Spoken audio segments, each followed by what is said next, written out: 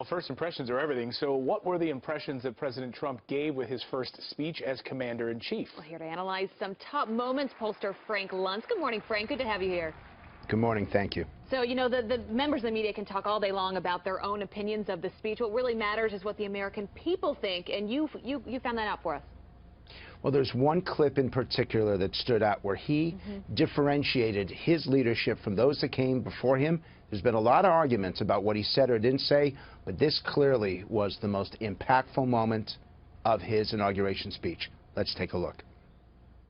Today, we are not merely transferring power from one administration to another or from one party to another, but we are transferring power from Washington, D.C., and giving it back to you, the people. What truly matters is not which party controls our government, but whether our government is controlled by the people.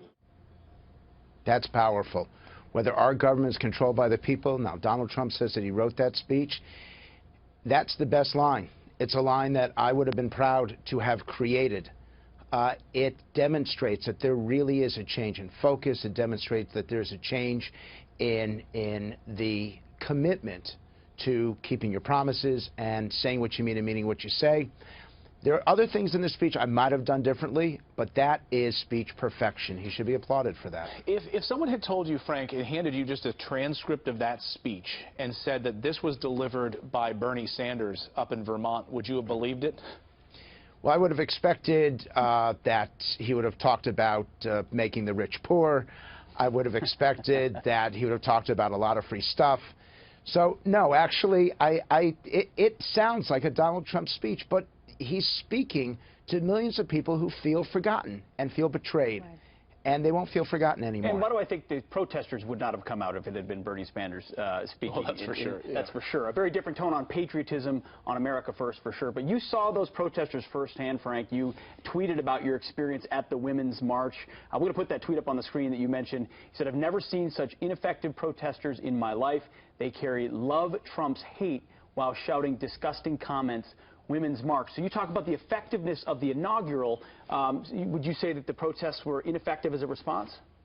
Well, I got hit directly by it, and I've debated whether or not to talk about it because I don't want to encourage it. I do about 100 paid speeches a year, and I don't want this to ever happen to anyone, particularly me. But a woman walked up to me in the Marriott Marquis, and she shouted, "You fascist," and then 2 other words that would get me fired from your network.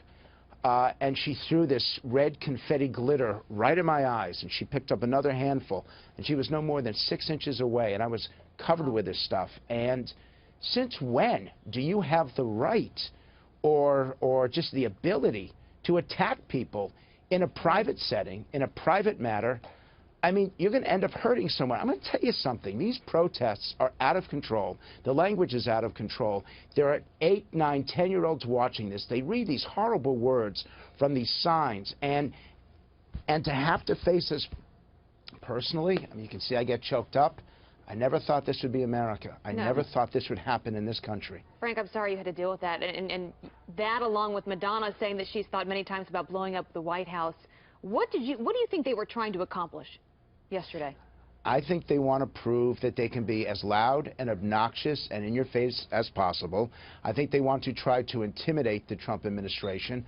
But the thing that bothers me the most is there is no unity. We're not going to cure these divisions. This is going to go on, not just for months, but probably for years. I really think we are seeing not the end, but the beginning of this violent action in this country. Frank Luntz, yeah, spot on. Thanks for your analysis. It is. It's an attempt to discredit. And as Reince Priebus said on Fox News Sunday, they want to fight back tooth and nail every day and twice on Sunday. That will make for a fight for 4 years. Thank you, Frank. To say the least. Thanks, Frank. Thank you.